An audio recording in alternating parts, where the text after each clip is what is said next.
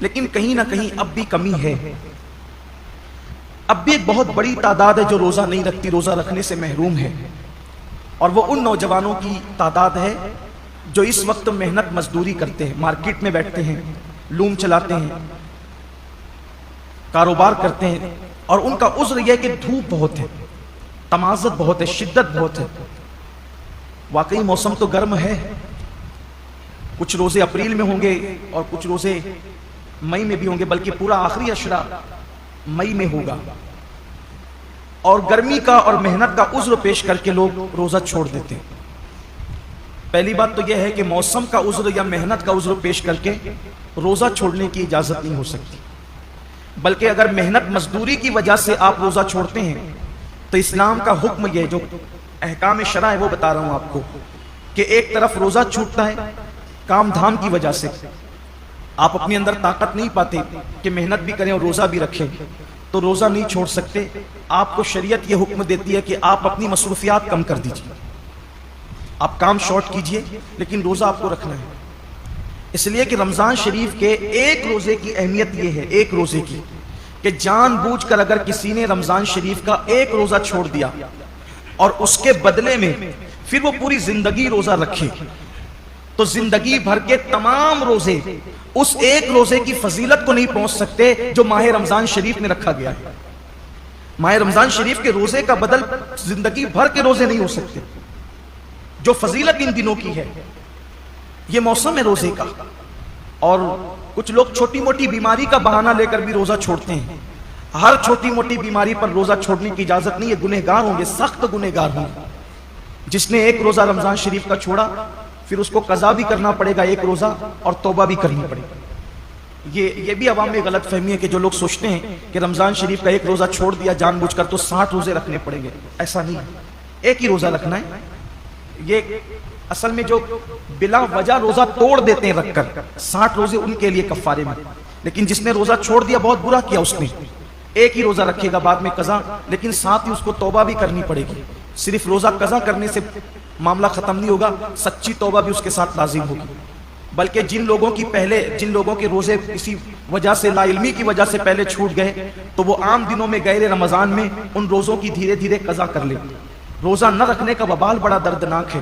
اللہ کے رسول صلی اللہ علیہ وآلہ وسلم فرماتے ہیں کہ میں نے جب شب معراج جہنم کا مشاہدہ کیا تو میں نے دیکھا کہ کچھ لوگوں کے جبڑوں کو آگ کی کینچی سے کاٹا جا رہا ہے. میں نے پوچھا جبریل یہ کون لوگ ہیں؟ عرض کیا یا رسول اللہ صلی اللہ علیہ وآلہ وسلم یہ آپ کی امت کے وہ لوگ ہیں جو ماہ رمضان شریف میں روزے نہیں رکھتے تھے. اس لیے یہ دنیا ہے، یہاں تو روتے گاتے گرتے پڑتے خوشی غمی میں زندگی کیسے بھی گزر جائے گی، لیکن ایک دن آخرت ہے. دنیا ختم ہونے والی ہے اور آخرت کبھی ختم نہیں ہوگی.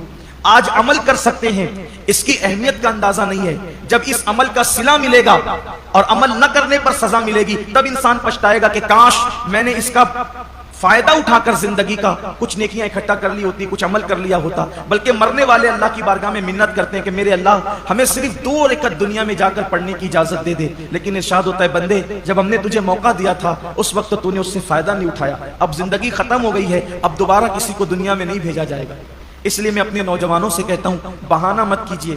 روزہ رکھنے والے کو صبر اللہ دیتا ہے.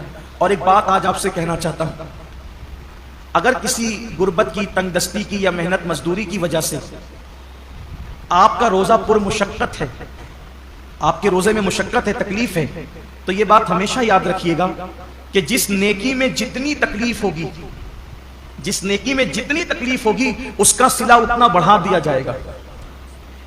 روزہ رکھ کر اے سی میں سونے والوں کا ثواب الگ ہے اور روزہ رکھ کر لوم چلانے والوں کا ثواب الگ ہے. دونوں کا ثواب یکساں نہیں ہے. روزہ رکھ کر کے اے سی میں آفسوں میں بیٹھنے والوں کا اجر الگ ہے اور روزہ رکھ کر کے دھوپ میں مارکیٹ میں بیٹھنے والوں کا اجر الگ ہے. وجہ کیا ہے؟ دیکھیے ڈاکٹر اقبال نے اس فلسفے کو بہت اچھے سے سمجھایا ہے. اقبال کہتے ہیں الفاظ و معانی میں تفاوت نہیں لیکن، الفاظ و معانی میں تفاوت نہیں لیکن ملا کی اذان اور مجاہد کی اذان اور. جو مسجد کے اندر کھڑے ہو کر کے اذان دیتا ہے اس کے الفاظ بھی وہی ہے، اور جو مسجد کے اندر اذان پڑے اس کا معنی بھی وہی ہے. اور جو جہاد کے صحرا میں اذان دے اس کا معنی بھی وہی ہے اور اس کے الفاظ بھی وہی ہے، لیکن جو اذان کا ثواب مسجد میں کھڑے ہونے والے مؤذن کو ملتا ہے وہ مجاہد کو نہیں ملتا، اس لیے کہ دونوں کی اذان میں بڑا فرق ہے۔ مؤذن کی اذان پر چند لوگ مسجد میں آتے ہیں اور مجاہد کی اذان پر پوری قوم کو اللہ کامیابی اور فلاح عطا فرماتا ہے، دونوں میں بڑا فرق ہے۔ اس لیے کہ یہ اذان پنکھوں کے سائے میں ہے، یہ اذان چھت کے سائے میں ہے، یہ اذان راحتوں میں ہے، اور وہ اذان مشقتوں اور تلواروں کے سائے میں، دونوں میں فرق ہے۔ تو اسی طریقے سے اقبال کی فکر سے روشنی لے کر کہہ رہا ہوں، اور حدیث پاک کہ جس نیکی میں جتنی مشقت اور تکلیف ہوگی اس کا صلہ اتنا بڑھا دیا جائے گا۔ تو لوم چلانے والے مزدور کبھی غمگین نہ ہوں کہ کیسے کریں، ہمت سے کام لیجیے، جہنم مت خریدیے، جہنم کی عذاب کا عذاب مت خریدیے۔ اگر اللہ نے اللہ کی مرضی کسی کو مزدور بنایا، کسی کو سیٹ بنایا، لیکن آپ کو کام ہمت سے لینا ہے، اللہ اس کا صلہ بہت بڑھا دے گا، اللہ اس کا اجر بہت بڑھا دے گا۔ اور پھر کاش کہ ایسا ہوتا کہ اس سنت کو زندہ کیا جاتا کہ اللہ کے رسول علیہ السلام جب رمضان شریف آتا تھا تو خطبہ دیتے تھے اور فرماتے تھے، لوگوں جو تمہارے مزدور ہیں رمضان شریف میں ان کی مزدوری کچھ کم کر دو، یعنی ان مزدوروں کا کام کچھ کم، ان کو صلہ تو پورا دو، مزدوری پوری دو، لیکن ان کا کام کچھ کم کر دو، جیسے دوپہر میں ان کو سونے کا موقع دے دو۔ اب یہاں تو سیٹھوں کا حال یہ ہے کہ اگر مزدور نماز پڑھنے رمضان شریف میں بھی جائے تو ان کے ماتھے پہ شکن آتا ہے۔ یہ لوگ کہتے ہیں نا کہ حالانکہ سارے سیٹ ایسے نہیں ہیں، کچھ اگر سیٹ لوگ یہاں ہیں تو وہ برا نہیں مانے، مجھے تو لوگوں نے یہاں تک کیا کے بتایا کہ ایک سیٹ صاحب حافظ قرآن ہے، مجھے لوگوں نے نام کے ساتھ بتایا، میں نام نہیں لوں گا کیونکہ میں اللہ کے گھر میں واعظ و نصیحت کرنے کھڑا ہوا، غیبت کرنے کھڑا نہیں ہوا۔ کہا وہ حافظ قرآن ہے، وہ خود نماز میں گئے اور جب مزدور نماز پڑھ کر کے آئے تو انہوں نے کہا کہ اب جب تو نماز ہی پڑھتے رہے، یہاں سے نکل جا۔ یہ صورتحال ہے۔ پھر جس قوم کو کا حال یہ ہو کہ وہ اس قدر گندی سوچ کی حامل ہو جائے کہ وہ اپنے مزدور کو نماز پڑھنے تک جانے نہ دے، پھر ان کے کاروبار تباہ نہیں ہوں گے تو اور کیا ہوں گے؟ ان کے کاروبار کی ملائی دوسرے لوگ نہیں کھائیں گے تو کیا کریں گے؟ کل اور آج کے کاروبار میں کچھ فرق محسوس کرتے ہیں آپ؟ کل کی برکتوں میں اور آج کی برکتوں میں آپ کچھ فرق محسوس کرتے ہیں؟ کل بھی ہمارے باپ داداؤں نے کاروبار سنبھالا اور آج بھی ہماری نئی نسل سنبھالی۔ فرق یہ ہے کہ وہاں جب دین کا معاملہ آتا تھا تو وہ اپنے آپ کو سرنڈر کر دیتے تھے، قدرت نے انہیں برکتوں سے نوازا تھا۔ آج بہت کاروبار بڑھا لیا گیا ہے لیکن پھر بھی ہائے ہائے کیا جا رہا ہے، برکتیں اٹھ گئی ہے۔ وجہ یہ ہے کہ دین سے دوری ہے، مذہب سے دوری، اور انسان جب دین سے دور ہوگا تب تک وہ روئے گا، تب تک وہ پچھتائے گا، تب تک ناکامی اس کے گلے کا ہار بنے گی۔ تو آئیے، اللہ رب العزت نے اتنا خوبصورت سا مہینہ ہمیں دیا ہے، اس لیے میری گزارش ہے کہ اس مبارک مہینے میں پہلے تو روزوں کا اہتمام کریں، اور جن کو چھوٹی موٹی بیماریاں ان سے بھی کہتا ہوں بیماری کا بہانہ لے کے، سر درد ہے، بخار آ گیا ہے، کورونا ہو گیا ہے، ان چیزوں کو لے کر کے آپ روزہ نہ چھوڑیں، اس لیے کہ وہ اور بیماریاں ہیں اور اس حد تک بیماری ہے جس کو بہت سیریس میٹر کہتے ہیں، وہاں روزہ چھوڑنے کی اجازت ہے کہ جب آدمی رکھ ہی نہیں سکتا، بیماری بڑھ جانے کا یقین ہو، مر جائے گا، بیماری بڑھ جائے گی، تکلیف بڑھ جائے گی۔ جب کوئی مسلمان پابند شرع، کوئی دین کی سمجھ رکھنے والا ڈاکٹر کہہ دے تو بات الگ ہے، اپنی مرضی سے فتویٰ دینا کہ میں نے روزہ نہیں رکھنا، میں بیمار ہوں، جبکہ اللہ کے رسول علیہ السلام کا فرمان ہے روزہ رکھو صحت مند ہو جاؤ۔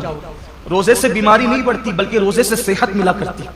جب اللہ کے رسول نے کہہ دیا جو طبیبوں کے طبیب ہے، جو حکیموں کے حکیم ہے، جو صرف جسموں کے حکیم نہیں بلکہ روحانیت کے بھی حکیم و طبیب ہے، تو جب اس رسول نے فرما دیا روزہ رکھو صحت مند ہو جاؤ گے تو پھر صحت ملنا ہی ملنا ہے۔ اس لیے بہانہ نہ کرو۔ ایک حدیث پاک اور یاد آتی ہے، فرمایا گیا ہر قسم ہر چیز کی زکوٰۃ ہے، ہر چیز کی، جیسے مال کی زکوٰۃ، جس نے مال کی زکوٰۃ دے دی اس کا مال اللہ کے قلعے میں محفوظ ہو گیا، اب اس کے مال کو کوئی نقصان نہیں ہو سکتا۔ ایسے ہی جان کی بھی زکوٰۃ ہے، جسم کی بھی زکوٰۃ ہے۔ تو جان کی زکوٰۃ کیا ہے؟ میرے آقا علیہ السلام فرماتے ہیں روزہ یہ تمہاری جان کی زکوٰۃ ہے، تمہارے جسم کی زکوٰۃ۔ مطلب جو لوگ روزہ رکھ لیتے ہیں اب ان کی جان بھی اللہ محفوظ کر لیتا ہے، وہ مہلک بیماریوں سے، موذی بیماریوں سے محفوظ ہو جاتے ہیں۔ آپ دیکھیے اللہ کے اولیاء، آج جتنی کثرت سے بیماریاں ہیں پہلے نہیں تھی، اور جو بیماریاں آج ہیں وہ پہلے نہیں تھی۔ کیوں؟ اس دور میں لوگ صرف رمضان شریف کے روزے نہیں رکھتے تھے بلکہ مہینے میں 13، 14، 15 تاریخ کو بھی اکثر مسلمان روزہ رکھتے تھے۔ 3 روزے تو مہینے میں رکھتے ہی تھے مسلمان۔ پھر اس کے بعد جو اور دین سے قریب تھے وہ پیر اور جمعرات کے بھی روزے رکھتے تھے۔ پھر موقع بموقع عاشورہ کا روزہ، یہ روزہ وہ روزہ، یعنی جو موقع آیا اس کے بہانے سے روزے رکھتے تھے. اس لیے یہ بیماریاں ان کو نہیں تھی جن بیماریوں میں ہم مبتلا ہیں. کیوں؟ کیونکہ وہ جسم کی زکات نکالتے رہتے تھے, اور جب زکات نکلتی رہے گی تو جسم محفوظ ہوتا رہے گا. ہم سمجھتے ہیں کہ کھانے سے طاقت ملتی ہے, طاقت کھانے سے نہیں ملتی. کھانا تو ایک بہانہ ہے. فرمایا گیا کم کھانا یہ صحت انسان کو صحت مند کرتا ہے, کم غذا انسان کو صحت مند کرتی. ہم کھانے کے لیے پیدا نہیں ہوئے, کھانا ہمارے لیے پیدا ہوا. بزرگوں نے فرمایا جینے کے لیے کھایا کرو, کھانے کے لیے جیا مت کرو, اللہ کے لیے جیو. یہ انسان کی سوچ اور فکر ہونا چاہیے. تو پہلی چیز یہ ہے روزہ رکھیے, روزے کا اہتمام کیجیے, اور روزہ رکھیے تو اس طرح رکھیے جیسے اللہ نے روزہ رکھنا